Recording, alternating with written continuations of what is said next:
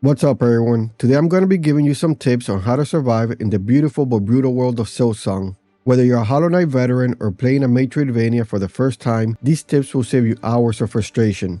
Let's dive into the tricks the game doesn't explain that will make your journey a whole lot smoother.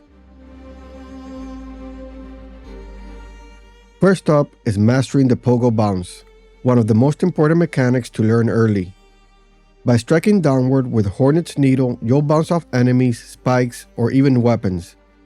This isn't just for damage, it's your ticket to reaching higher platforms and dodging danger. A lot of boss fights actually force you to pogo if you want to land hits safely, so the sooner you get comfortable with it, the better. That said, Hornet's pogo comes out at a slight angle, which throws a lot of players off. If you're struggling, keep an eye out for the Crest of the Reaper in Greymoor. This crest straightens your pogo into a perfect downward strike, making platforming and combat much easier. As a bonus, after healing with it equipped, every attack you land spawns Silk Orbs that refill your meter, letting you chain more heals or abilities in tough fights. Another essential skill to learn is Silksong's parry system. Hornet doesn't carry a shield, but she has something just as good, the parry. If you time a strike right as an enemy's attack connects, you'll cancel the damage entirely. This works on a lot of melee swings and even projectiles, like the fiery rocks thrown by early game enemies. Not everything can be parried, heavy slams or charge attacks will still crush you, but getting the timing down can save you in tight arenas where dodging isn't an option. Think of it as a risk-reward mechanic, dangerous if you whiff, but game-changing if you land it. When it comes to mobility, you need to embrace the dash early and often. Unlike in the original Hollow Knight, you don't wait long for mobility upgrades here. Hornet's dash is unlocked early and it's more than just a traversal tool. Tapping the sprint button gives you a burst that's perfect for sneaking in extra hit and dashing out before enemies retaliate. If pogo is your aerial lifeline, dash is your ground game. Get in the habit of weaving dash into your attacks right away. It'll define your movement for the entire game. Your first mission in any new zone is simple. Find Chakra the cartographer. You'll know you're close when you hear her singing. Without her maps, you'll wander blind, and Farloom is not a place you want to explore without a plan. Buy the map, quill, and compass as soon as you can. With the quill, an area's map will update as you explore when you sit on a bench. The compass, on the other hand, will show your present location on the map. Also, don't forget about markers. These let you mark places on the map, which I recommend you use to mark dead ends or locked areas that you will need to revisit later with new items or abilities. Think of your map as your real progression guide. Hollow Knight veterans will remember how essential Cornifer was, and Chakra fills the same role here. Something else you'll want to do constantly is explore every corner you can find. Farloom hides its best secrets behind breakable walls, floors, and debris.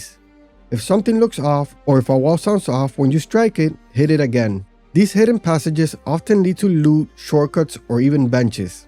Always flip levers and test suspicious areas. Silksong is full of moments where being curious saves you a long trek back through hostile territory. If you like finding shortcuts in Hollow Knight, Farloom doubles down on that design. If you're struggling with bosses, and trust me you will be, here's what to do. Silksong bosses are brutal. If one feels impossible, don't bash your head against it. Go explore somewhere else, find new tools or upgrades, and come back stronger. The game usually places a bench 1 or 2 screens from major bosses, so always scout the area first.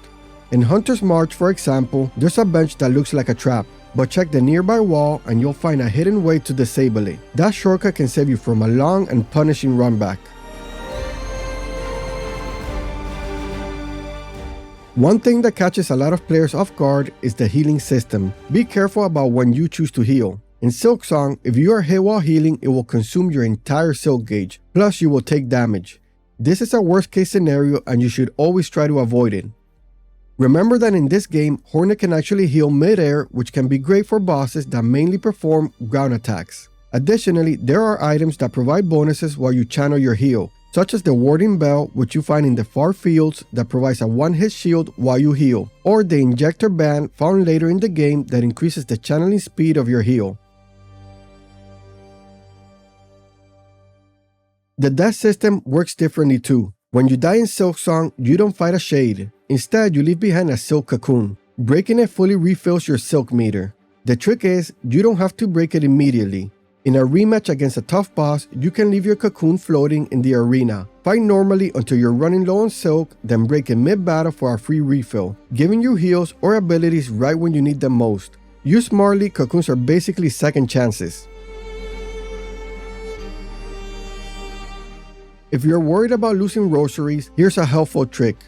If you're struggling with rosaries and the fact that you lose them if you are unable to break your silk cocoon, there's a spot in Greymoor that charges you 80 rosaries to convert them into a rosary strand worth 60. So you are losing 20, but it's better than losing everything if you die. Later on in the game, you will find silkworms, which will let you recover your silk cocoon without even having to reach it.